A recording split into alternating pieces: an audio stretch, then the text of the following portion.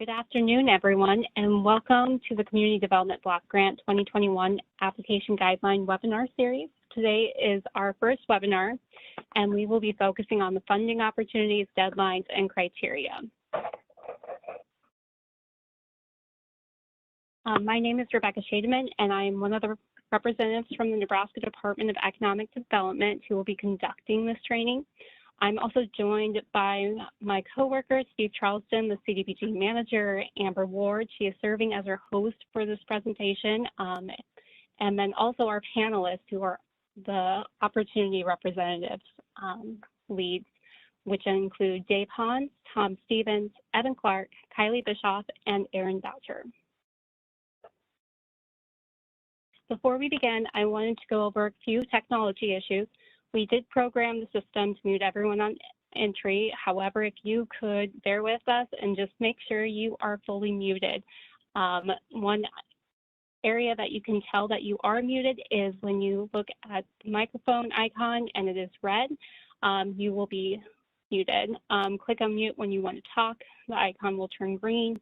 Ideally, since we are recording this presentation, we would prefer that everyone send us any questions, comments to us in the chat and direct that to our host and panelists.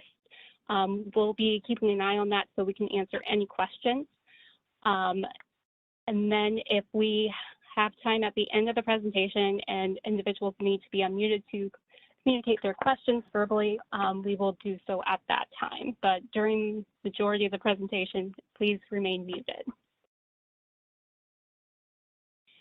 So as we begin, thank you again for joining us. We are focusing on the Community Development Block Grant Program. This program was authorized with the Housing and Community Development Act of 1974, and it allowed the U.S. Department of Housing and Urban Development to make grants under the Community Development Block Grant Program. We, as the state of Nebraska Department of Economic Development, we were authorized by the governor to oversee this program. The primary goal of the CDBG program is the development of viable communities by providing decent, safe, and sanitary housing, a suitable living environment, and expanded economic opportunities.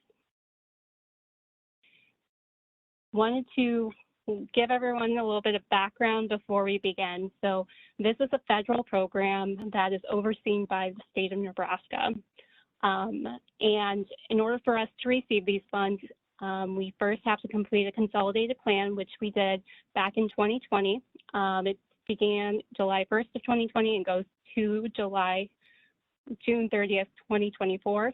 And each year within this plan, we identify our goals and our expectations for the 5 years. And we update this annually through our annual action plan. So we are starting our second year of our consolidated plan, and we are in the 2021 annual action plan. And at the end of June 30th, we'll be reporting all of our accomplishments that occurred from year one. So I want to give everyone a little bit of background. We do have public comment period that does occur with each of these three documents. So if you have any ideas, questions, concerns, feel free to let us know during those public comments or throughout the program year. We're open to ideas. So within our consolidated plan, we identified a total of 6 goals. Of those 6 goals, we determined that 4 of those we would like to target our community development block grant funds towards. So that includes the increased availability of affordable housing, enhance public facilities and infrastructure, encourage economic development, and support vital public services. So with those goals in mind, we determined that we would create 7 funding opportunities, and those include downtown revitalization, economic development, owner-occupied rehabilitation, planning, public works, tourism development, and the youth job training. So if you have been recently on our webpage around 1:15 today, if you go to this website, we did upload our application guidelines and made those available to everyone. They should have the June 7th date on them. We know from prior experience, anytime we do a webinar series, we get fantastic questions that make us need to clarify a couple items within our application guidelines. So any questions that you guys have or notations that we received during this week, we'll be updating our guidelines and publishing them next week. However, the majority of the questions will remain the same and the criteria information. So those are pretty standard and locked in there. Overall, normally these are minor edits and offer clarity. So just know what's up and available will probably be refreshed next week.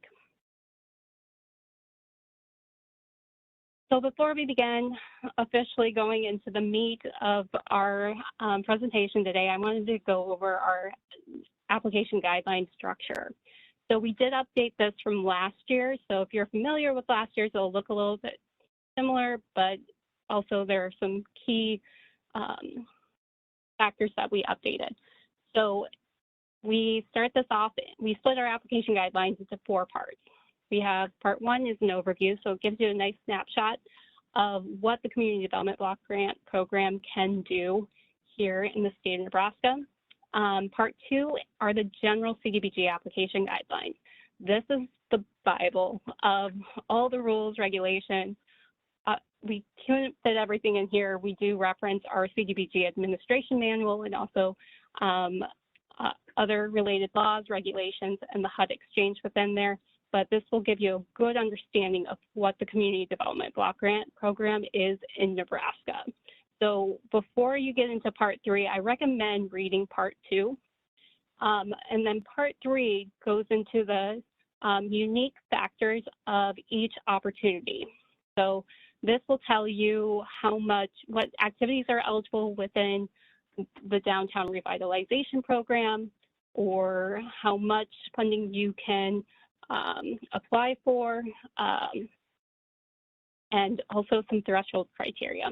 And then part 4 is we do include a glossary of terms because this is a federal program. There's a lot of complicated new words, acronyms going on. So hopefully that kind of clarifies everything. But again, if you're brand new to the program and accessing our funds, or even if you've done this for a couple of years, I do recommend reading part 2 first as the intro and then going into part 3. So I did set up our PowerPoint presentation to look very similar to how our application guidelines are structured. This webinar is just an overview. The majority of information you will need to read or reach out to a program representative. Before I begin officially into part 2, section 1, eligible applicants, Amber, have we received any questions, comments? We haven't. Thank you. Okay. So again, everybody, we are going through the general guidelines that apply to the entire program. We'll go into the specifics of each opportunity later on in the presentation. So first up, every Nebraska county or incorporated municipality that is not designated as a CDBG entitlement community is eligible to apply with DED. We do have 4 local units of government that are not eligible to apply because they are identified as entitlement communities, and they receive their funding directly from HUD. So the cities of Bellevue, Grand Island, Lincoln, and Omaha are not eligible to submit an application to the department. We have 2 types of applications. The first one is individual. That is when an eligible municipality may apply only for projects within its corporate limits, or an eligible county may apply for activities within unincorporated areas. So we do have some opportunities that focus just on individual types of applications. We also have applications that allow for joint applications, and that is where an eligible applicant, either multiple local units of government, counties, may jointly apply for projects when it can be clearly documented that mutual action by the applicants is required. Next up, we do have a few special policies on applicants.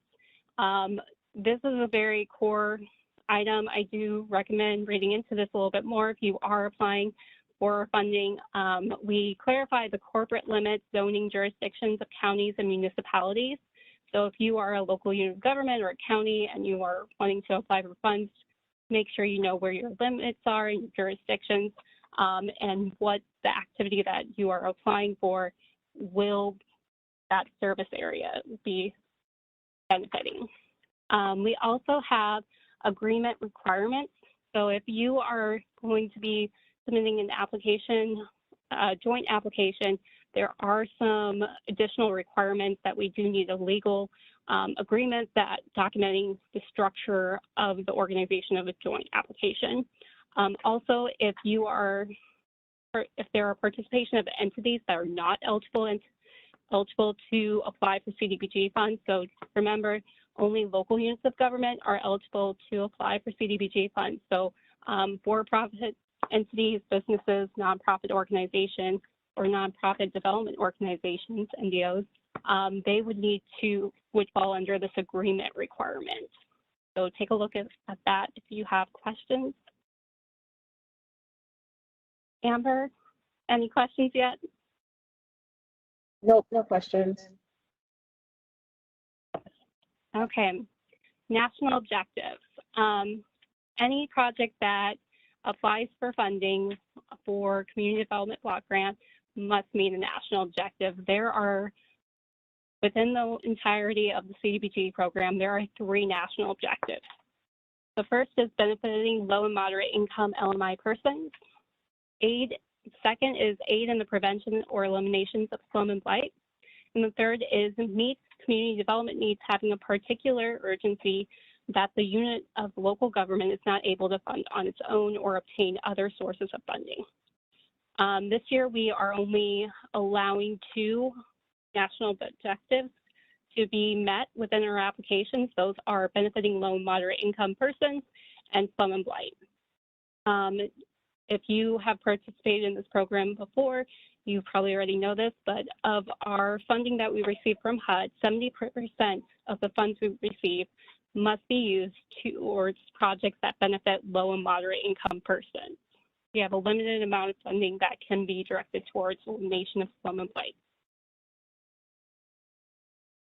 Within the LMI national objective, there are 3 subcategories to break this national objective down. The first is low moderate income on an area basis. Second is low moderate on limited clientele. And LMC are activities that exclusively benefit a clientele who are generally presumed by HUD to be principally LMI, including abused children, elderly persons, battered spouses, homeless persons, illiterate adults, persons living with AIDS, migrant farm workers, adults meaning the definition of severely disabled. Also, you can meet LMC by income qualifying every individual that would be served by that activity. So we have that occur oftentimes when we fund daycares. You would be income qualifying each individual that would be served by the activity. And you would need to ensure that 51% are low moderate income. Next up is low moderate income housing, and this one is also income verified prior to providing CDBG funds to an individual who applied. And then also LMJ, which stands for low moderate income jobs, and that is also income verified prior to being hired. Steve, before I move on to the next slide, is there anything you want to add to the LMI national objective?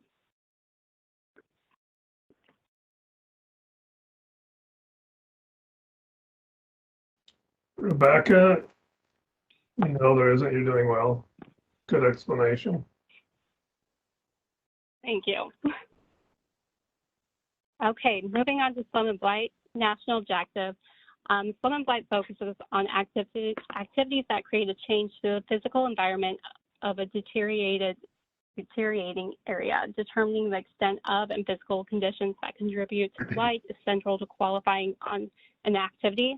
There are 2 ways to meet slum and blight, SBA on an area basis or a spot basis. And just remember, if you want to qualify under SBA or Slum and Blight in general, you must officially designate the area Slum and Blight every 10 years. Steve, did I miss anything on this slide? No, the key point here is designation. So if you're working with a local unit of government and you intend to apply, as we speak here, for example, under downtown revitalization, it's imperative that you confirm their designation date and the documents that the local unit of government enacted to secure the designation date, especially if a redesignation needs to take place. I would act now to check on those that you're anticipating applying for an international objective of SBA. That's it. Thank you.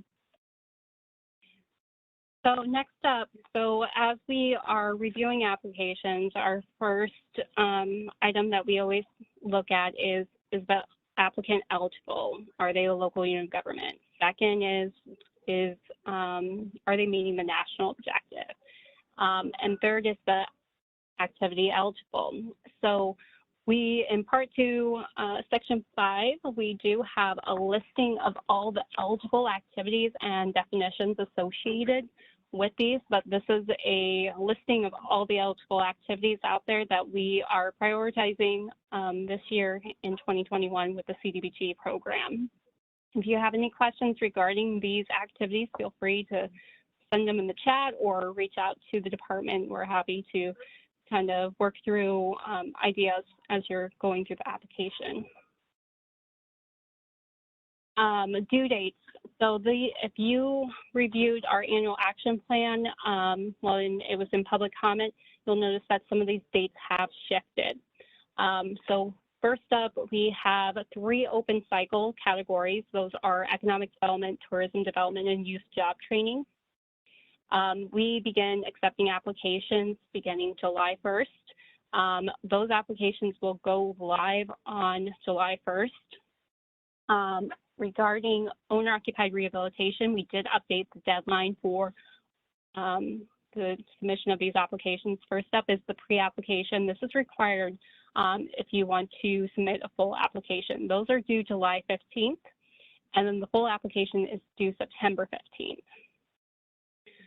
Public Works is due August 15th. This has been revised from that original publication of the public comment of our annual action plan. So please note that.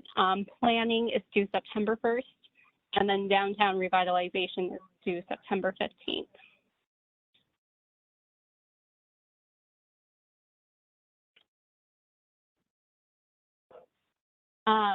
We also speak within our application guidelines, speak about thresholds. So we take a look, we've gone over about 3 of them now. The applicant is eligible, activities are eligible, and are identified as a state CDBG priority. They meet a national objective. The applicant has no significant unresolved audit findings. The applicant has no legal actions underway that may significantly impact its capacity. Applicant is following a detailed citizen participation plan and anti-displacement plan. Applicant has adopted an authorizing participation resolution. And these last 2 here, you'll recognize some of the language there. They're part of our exhibits. We'll speak about exhibits during webinar 2 and go into a little bit more detail on those. Next up is a new threshold that we incorporated this year, which is applicant demonstrates progress financially as of the date of the full application submitted on prior CDBG grant awards as follows. 2019 CDBG awards, 25% of the CDBG project activities have been drawn down. 2018 CDBG awards, 50% of CDBG projects activities have been drawn. And 2017 and prior CDBG awards, 100% of CDBG project activities have been drawn and final financial submitted. So just a reminder for the group, project activities includes everything except for general administration. So if you're holding back a little bit extra for general administration to finish up a monitoring component, that will not be impacted by these thresholds. Applicant is current with all reporting requirements, including but not limited to semi-annual project status reports, program income reports, closeout reports, audit reports, and the notification of annual audit. Before I move on to this next section, I wanted to see if we had any questions, Amber. So the question is, if an OOR program is designed to only be for elderly, 62 plus, and disabled persons receiving Social Security disability, are income qualifications still required, and would that meet two national objectives, LMC and LMH? So if you are, I'll speak first and then I'll let Evan clarify. So if you are applying through owner-occupied rehab to do an owner-occupied rehabilitation program, which is the only opportunity to do that in, you have to meet the national objective of LMH. We don't give you another opportunity of LMC at all. So you have to income qualify everyone, since that is meeting the national objective of LMH. Evan, do you have anything more to add?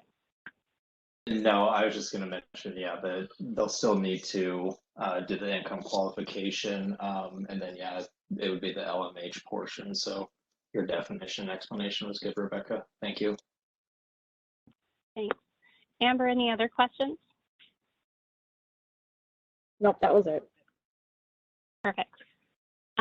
So next up, post-award. One key change that we wanted to highlight this year is all applications awarded funding under the 2021 application guidelines have 30 months from the notification of award letter to complete the project. This is a change. In the past, it was 24 months. We have heard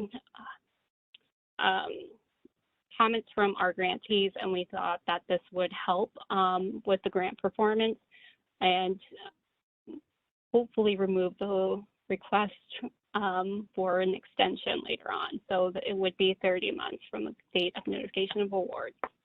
Some other requirements that I wanted to make, because we do have some newer individuals who registered for our event today, requirements we do have when you are awarded this funding is we would need access to your records, and you would need to be reporting documents to us. As a grantee of ours, you would need to follow 2 CFR 200 subpart F, the Davis-Bacon related acts, acquisition relocation regulations emphasize anti-displacement, procurement, environmental review, lead-based paint, equal opportunity, fair housing and accessibility, International Energy Conservation Code, and also continued use. So those are just some of the post-award requirements that I wanted to make everyone aware of. Fortunately, we just don't give you a grant to do anything with. You do have to follow quite a few number of rules. So if you have questions regarding any of these items as you are reviewing our materials, feel free to reach out to us. I wasn't going to go into depth on these items, so. Okay, so Amber, did we receive any questions before we turn it over to specific opportunities? No questions. Great, thank you. Okay, so our first opportunity that we are going to discuss is the downtown revitalization. So the purpose of this opportunity is to provide for investments that will contribute to the revitalization or redevelopment within the traditional business centers of our Nebraska communities. This recognizes the importance of the condition and viability of a downtown to increase the community's tax base and create a center for community activity. The focus is to provide a sound basis for fostering local economic development through public and private sector partnerships. These projects directly relate to business retention, expansion, and location decisions, recognizing that downtowns reflect the economic core and persona of our communities. So eligible applicants within this opportunity are every Nebraska incorporated municipality with a population of less than 50,000 can't be that entitlement. The only type of application we'll be accepting is individual, so it has to come from that city, town, entity, and the national objective to be met is either through LMC or SBA, or you could do a combination based off of your activities. Eligible activities that must be located within the downtown area. These include primarily public facilities and improvements, such as parks and recreational facilities, flood drainage improvements, street improvements, sidewalks, removal of architectural barriers. Also, economic development, we have commercial rehabilitation, so, and then also general administration. So the maximum project cost is $400,000. This does not include construction management. That's separate on its own, which is $10,000 with the maximum there. General administration also maybe 10% of the project cost, not to exceed $25,000. So we're looking at the maximum award to be awarded to an applicant would be $435,000. We do have a match requirement of 25%. The local cost share funded activities may benefit the overall downtown revitalization effort while not being specific to the project activities proposed for CDBG funding. So you may request for CDBG funds to do completely commercial rehabilitation of your downtown businesses, and with your matching dollars, you'll be doing the street improvements. So that could be one component there. Best practice, though, is to match DTR funded activities. Match may include public funds, private funds, or in-kind services, maximum up to 12.5%. And if you are thinking of doing in-kind services, please reach out to our representatives. We do have some guidance that we want to make sure that you're asking these questions up front from individuals that are offering in-kind services. So we can clearly indicate it throughout if the project is awarded, clearly understand what needs to be documented. Scoring criteria. This has a couple of components here, and I apologize, I just noticed that we have all ones there. So the first one is project design. Second is project readiness. Third is business and community support. Fourth is organizational preparedness. And then fifth, is achievements. And that is when a local unit of government has been certified as an economic development certified community or a leadership certified community. And if you're not aware if your town is one of those communities, we do have a listing of all the local units of government that have met the qualifications for those certifications. We do have a couple of required attachments within this opportunity that we wanted to highlight. The first one is attachment 1, planning and implementation overview. This is an overview of the planning and implementation processes and will provide background for the activities that have been completed, planned, and projected implementation efforts. Second is the downtown district parcel map.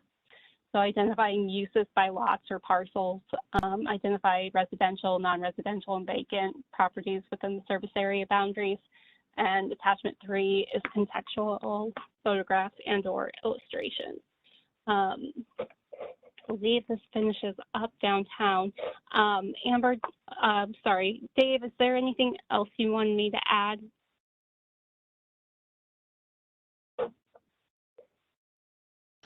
No, I believe you covered it well. We do just want to reiterate, like what Steve said at the beginning, if a community is seeking to apply for DTR fundings, your blight designation cannot be more than 10 years old. So if your blight designation needs to be reviewed and updated, you have to complete that before applying. We've had some applications in the last application cycle get thrown out because they didn't meet the threshold of having a current designation of their blight designation. So that's one example of an area that communities need to pay attention to. I did want to reiterate that. Other than that, Rebecca, I think you covered it well. Great. Amber, before we move on to the next opportunity, have we received any questions regarding downtown revitalization? Not necessarily regarding DTR, but we have a few people wondering if they'll be if the PowerPoint will be sent out to them, copies of the PowerPoint for the presentation. Oh, yes. Yes. So thank you for reminding me. We'll be posting the recording of this, and I will be sending out the presentation to everyone. But just remember, we'll be updating our application guidelines document this week based off of questions we received. So this PowerPoint might become a little bit out of date if something does get tweaked.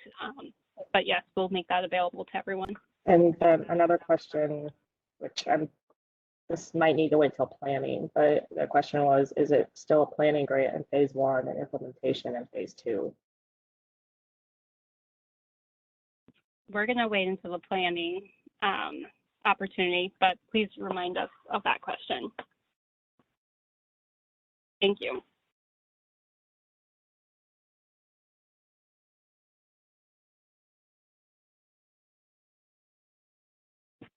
Okay, so next up we have economic development. So the eligible applicant is every Nebraska county and Nebraska incorporated municipality that is not a CDBG entitlement community. The national objective that does need to be met is LMJ. So that means that at least 51% of the jobs created or retained benefit LMI persons. The economic development category, I just want to state up front, works very closely with our program representative, Tom Stevens. This is an ongoing conversation with both businesses, the NDO organization, the application preparer, and Tom Stevens. So please make sure you call him before starting up an application to make sure that it is a viable application to be going through the CDBG ED category.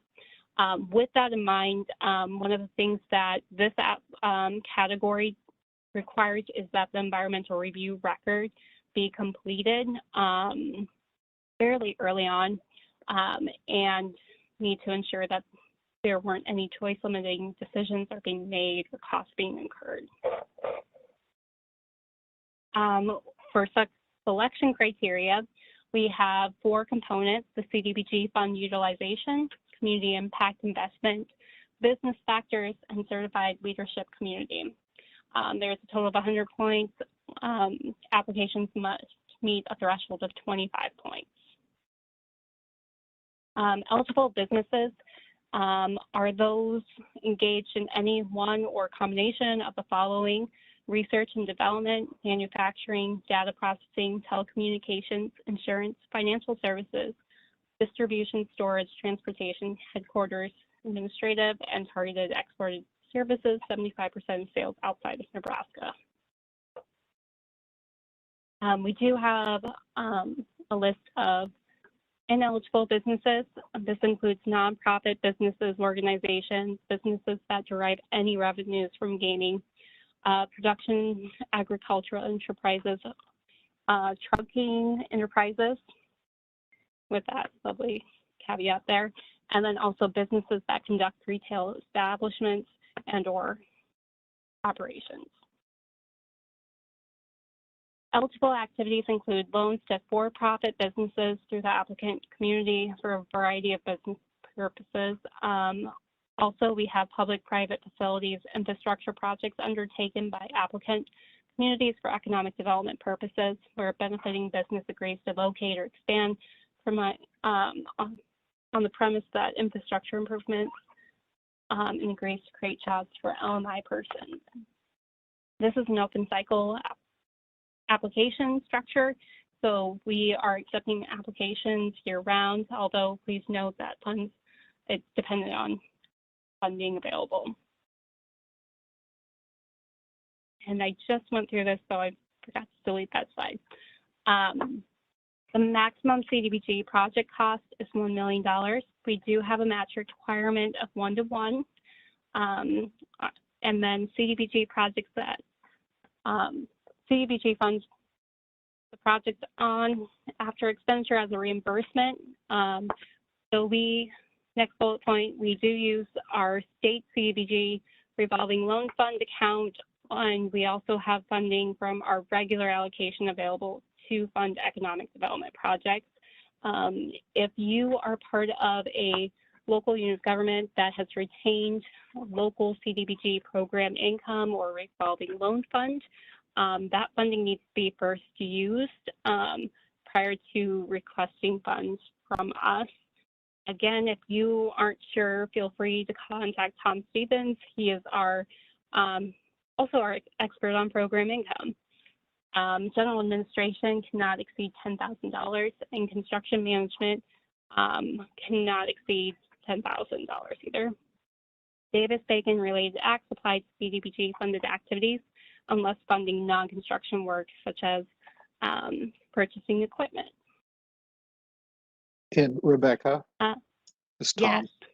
The 10% general administration limit up to a maximum of 10,000. Let's clarify. Correct. Thank you. And then, so there are economic development loans. These are usually 0% interest or low interest. Loan amortizations are to require monthly payments. Maturities, terms of notes vary depending on the purpose of loan and collateral. Loan terms, including possible forgiveness, will be determined by DED. DED will prefers, and I think has become our overall procedure, is to have the grantees use a nonprofit development organization, NDO, as a subrecipient who will make the loan to the business. This process allows the funding to become defederalized and takes away the federal requirements related to that. So that's one of the reasons why we have been using that method. Program guidelines highlights all jobs must pay no less than $12.50 per hour and provide benefits. 51% of jobs created must be held by or made available to LMI persons. With economic development projects, there is a public benefit standard, which is a maximum of $35,000 of CDBG funds per full-time equivalent job created. Retained jobs requires a business in distress where CDBG funds will prevent the loss of jobs, or business may fail otherwise without assistance. And then also requires business to provide employee certification form, self-certified, completed at time of application for each applicant, or to survey existing retained full-time. Just want to note to everyone, economic development projects are very in-depth, and so oftentimes you do need to work with Tom Stevens to ensure that you are checking all the boxes and meeting all the federal requirements. Before we move on, Tom, is there anything else you would like to add or regarding your category? We're not using goods and services this year. That would be the only addition from the past. Thank you.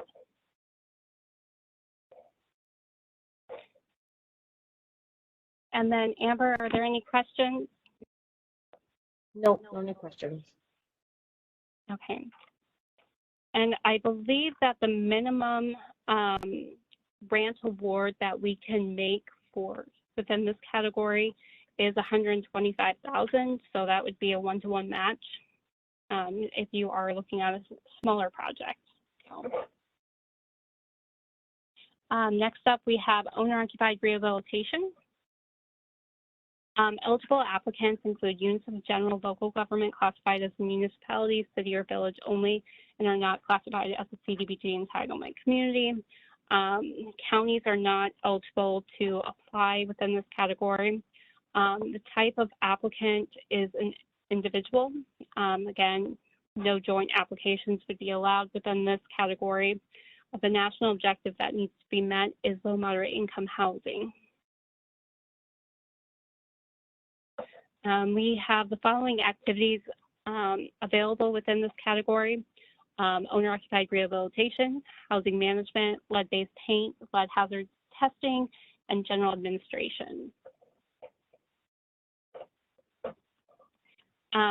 We do have an additional threshold within the owner-occupied rehab category that's different from the other categories we've discussed and will be discussing. Is the applicant demonstrates progress financially as of the date of the full application submitted on prior DED housing grants. So that includes 2019, any DED housing grant awarded, 25% of the grant funds need to be drawn down. 2018, that's 50% has to be drawn down in 2017, and prior 100% of grant funds have been drawn. We do have a minimum CDBG project cost of $250,000. A maximum is $750,000. General administration cannot exceed $20,000. Housing management is 12% of CDBG project cost, not to exceed $50,000. And lead-based paint, testing, risk assessments, and clearance testing are limited to $1,500 per unit.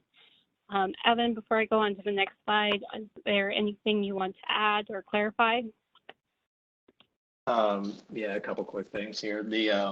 So the minimum CDBG project cost, that $250,000. When you're trying to determine that, that's specific to the rehab. So don't take into calculation like your general admin or housing management for your minimum there. And then typically with owner-occupied rehab, we're going to see 25,000 of rehab cap per unit, and that's in regard to abatement items with lead-based paint. So if you go over 25,000, you're going to have to look at abatement. So usually we see that 25,000 cap per unit. And then, yeah, that's all I had. Sorry. Go ahead. Thank you. Thank you. So, Amber, are there any other questions? No questions. Okay. So just to remind everyone, the minimum CDBG project cost $250,000. That is only when you are using the activity of owner-occupied rehabilitation. So the amount you're requesting for this activity has to be $250,000. Everything else is just an add-on. Hopefully that clarifies. We do have selection criteria. We have a total of 6 components here: need and impact, capacity, collaboration, readiness, match, achievement in economic development certifying communities or leadership certifying communities, and disaster 4420 DR. So match is not required for this opportunity, but points will be awarded to applicants based on the amount of cash match provided. Matching funds are defined as cash funds committed to the project activities. So if the local unit of government has no match, 0 points, 2 points if it's less than 3% of total CDBG project costs, 3 for 3 to 499, 4.99% of total CDBG project costs, 4 points for 5 to 9.99% of total CDBG project cost, and 5 points if it's 10% or greater of total CDBG project cost. To clarify the disaster 4420 DR component, these are projects are not required to be tied to a disaster DR to receive funding. They must, but if you want to earn points, I'll say that they must be located in individual assistance and public assistance declared county based off of this disaster announcement. Evan, anything more to add? the individual assistance and public assistance counties, if you go to the website, the DR 4420 declaration, there's a map and it'll show exactly which counties those are. On the map, it's like a red checkered county. So if you're not sure if the county that your village or your city or community resides in is qualified for these points, just reach out to us and we'll help you out with it. And then, yeah, you don't have to be tied to disaster to receive funding for owner occupied rehab. It's just you can receive additional points if you are.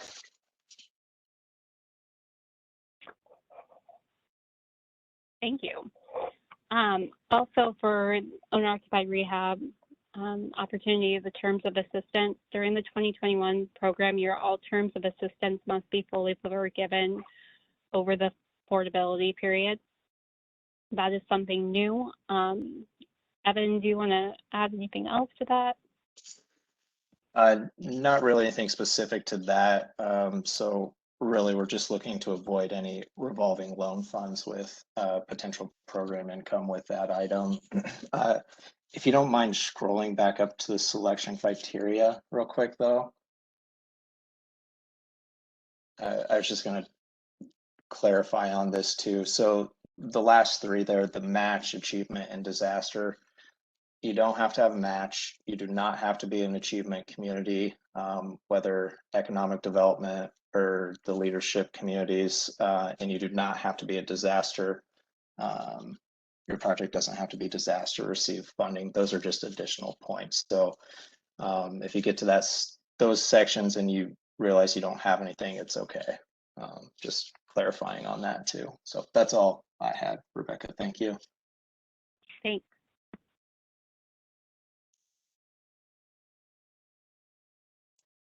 Amber, before we move on, have we received any questions on any of the categories we presented so far? Nope, no questions. Wonderful, thank you. Next up is planning the community development block grant. So the purpose of the planning funding opportunity is to provide communities the opportunity to solve problems and meet citizen needs through an integrated community planning process that assesses community development needs, develops options for meeting those needs, and packages work plans or otherwise carries out strategic processes that provide the framework for successful projects directing resources towards state priorities. Successful planning efforts involve stakeholders and gain their support throughout the process of strategic planning, implementation, monitoring, and evaluation. Eligible applicants include every Nebraska incorporated municipality that is not a CDBG entitlement community or a Nebraska county.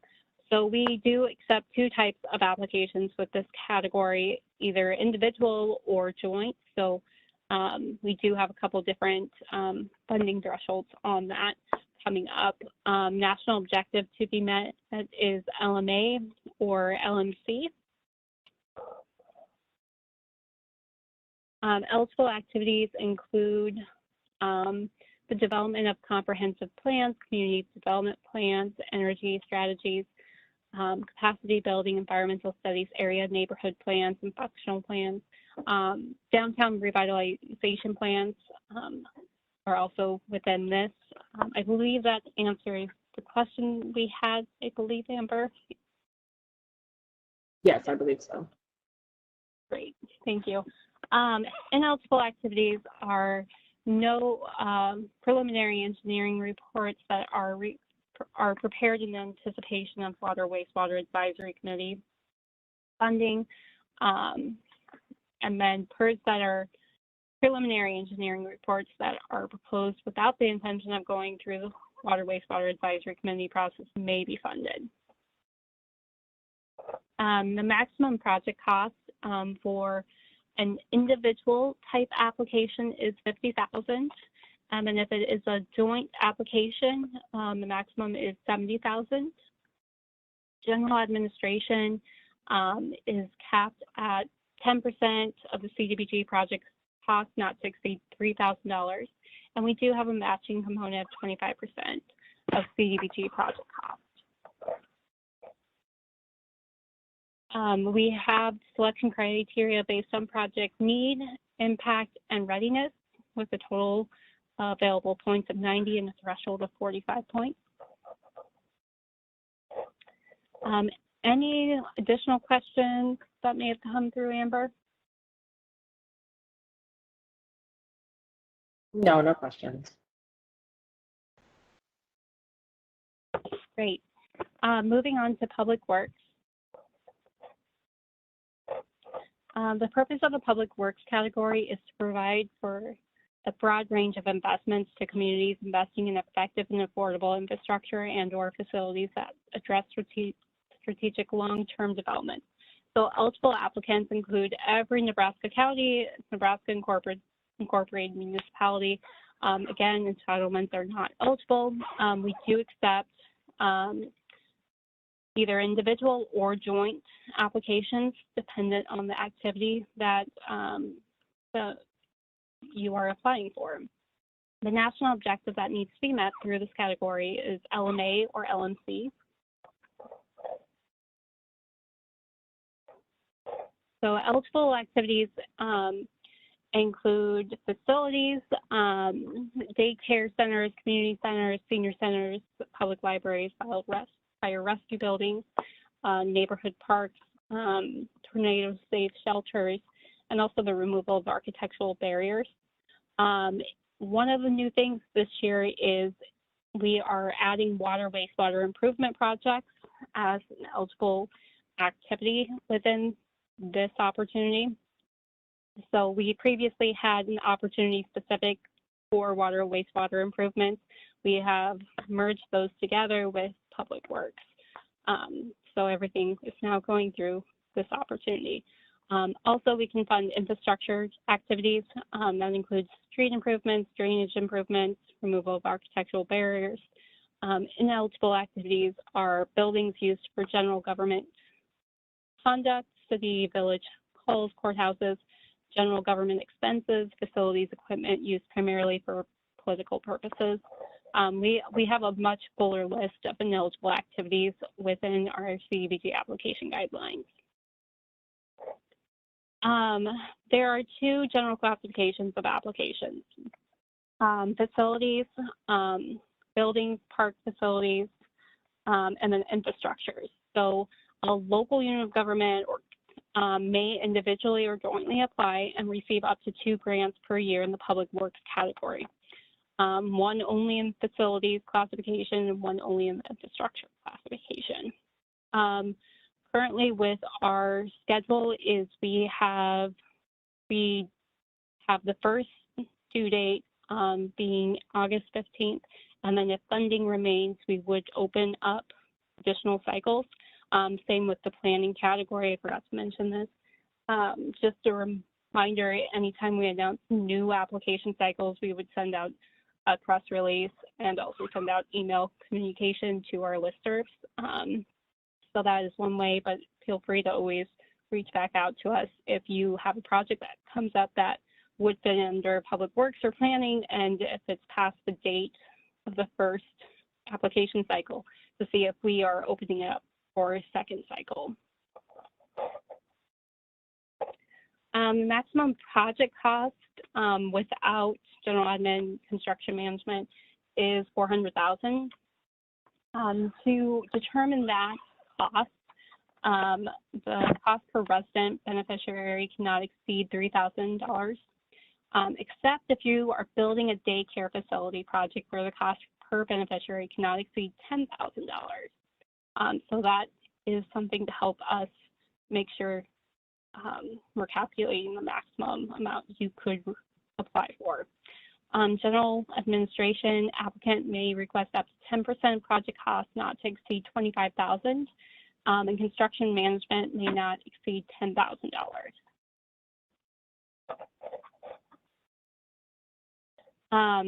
This is something new this year, is our match requirement. We have switched this up. So this is, maybe highlight this in your notes, 10% for villages, 20% for second-class cities, and 30% for first-class cities. And matching funds can come from public, private, in-kind services, materials, labor, or other items that are directly related to the project. And if you are doing in-kind services, no more than half of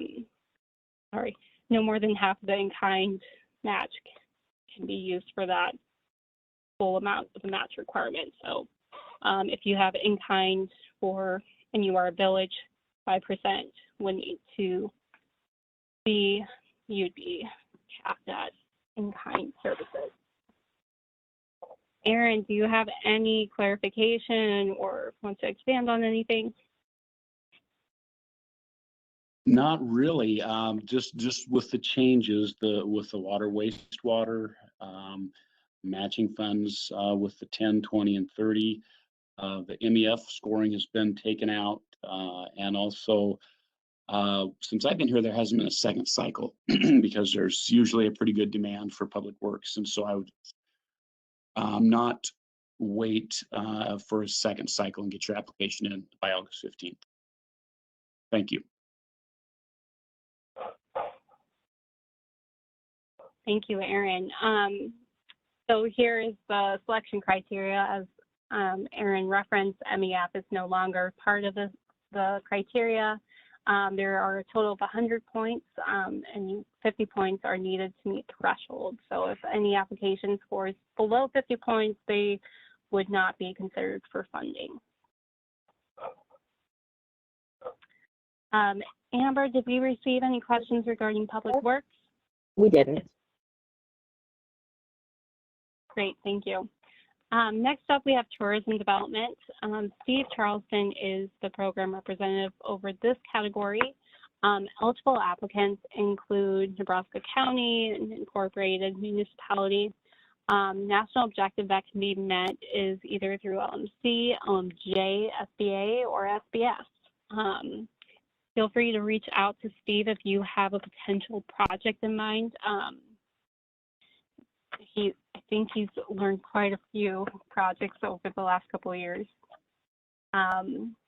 Eligible activities are tourist attractions that are expected to draw 2,500 visits or more annually from origins of at least 100 miles away. This includes historic restoration, scientific and educational interpretive sites, cultural and heritage recreational sites, facilities supporting convention centers, sports facilities, and also the removal of architectural barriers that restrict mobility and accessibility to these locations. Ineligible activities include locations that serve as tourism support facilities such as eating and drinking establishments, commercial lodging, gas stations, rest areas, and gift shops. The maximum project cost is $400,000 and the minimum is $250,000. Again, general admin is capped at 10% of project costs not to exceed $25,000, and construction management may not exceed $10,000. This category does have a requirement for match up to as 25%. And again, same language we've kind of been stating: public funds, private funds, in-kind services are eligible to serve as meeting that required match. Our selection criteria, we have a total of 90 points. In order to be considered for funding, you must meet the threshold of 40 points. Steve, before we move on to the next one, do you have anything to add regarding tourism development? Start early. And if you do have a project in mind, please call me because it is an open cycle.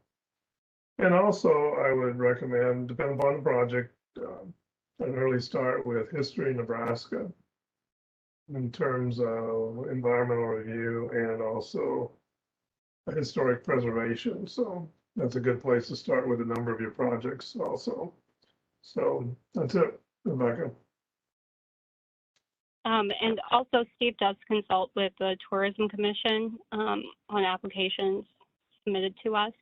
I believe that's state law. Right, Steve?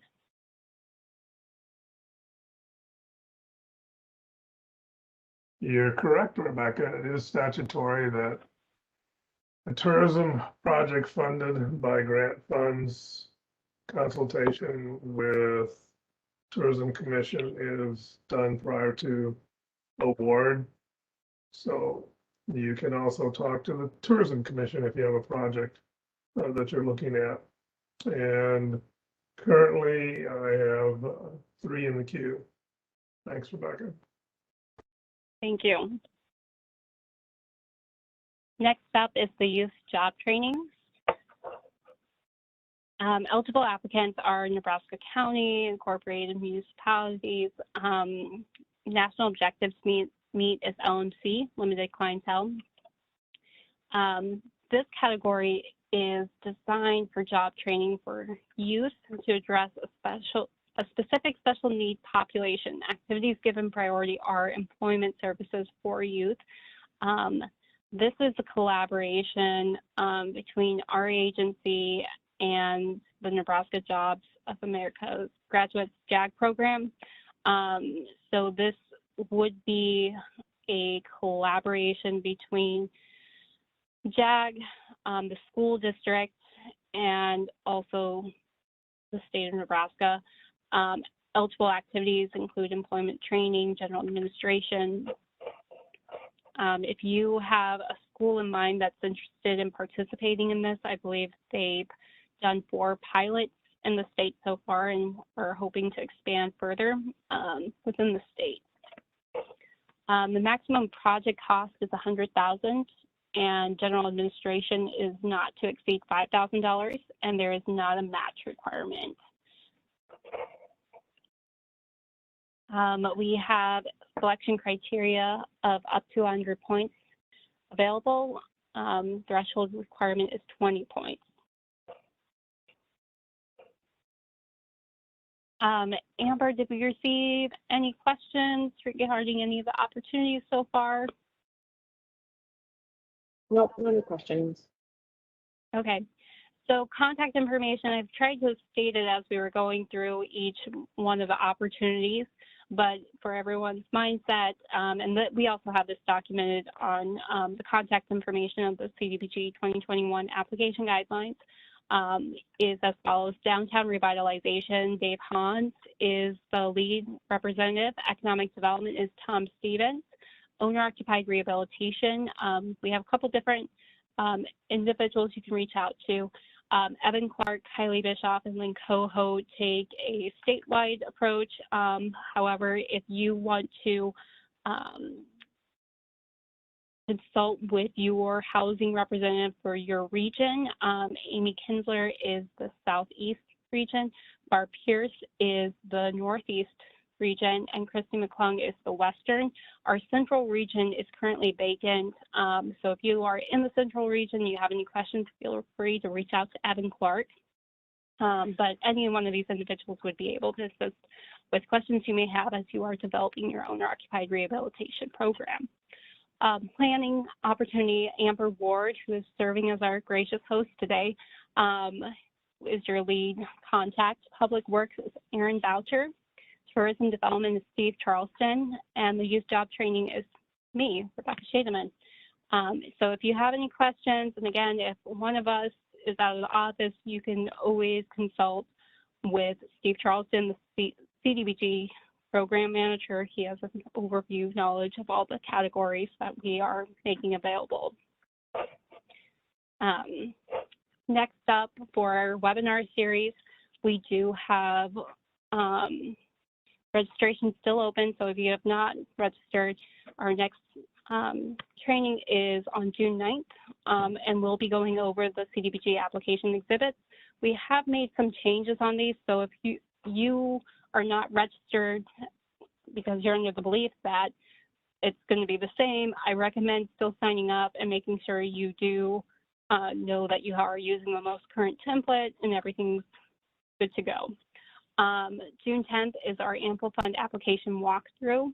If you have any questions on CDBG application exhibits or application walkthrough prior to these, I do encourage you to feel free to email me prior so that I can make sure that they're addressed prior to this presentation. We are planning on doing a general walkthrough of the Amplifund system.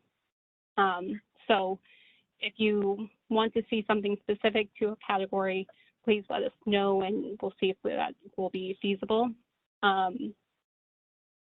One thing I do want to make sure everyone is aware of, because I know this is going to be one of the questions, is we are doing our webinar series this week, seeing if we get any questions, need to clarify, and then we will be incorporating those within our guidelines and potentially within Amplifund. So we budgeted to make our competitive cycle grants, the public works, owner-occupied rehab, pre-application, planning, DTR. I feel like I'm missing one.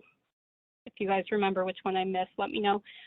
Those would be made available to you, for you guys to apply in the system next week. So that is something going on. The full application for OOR will be made available after the pre-application has been submitted. And then those open cycle grants, those will not be available until July 1st. But I will send out emails once those go live.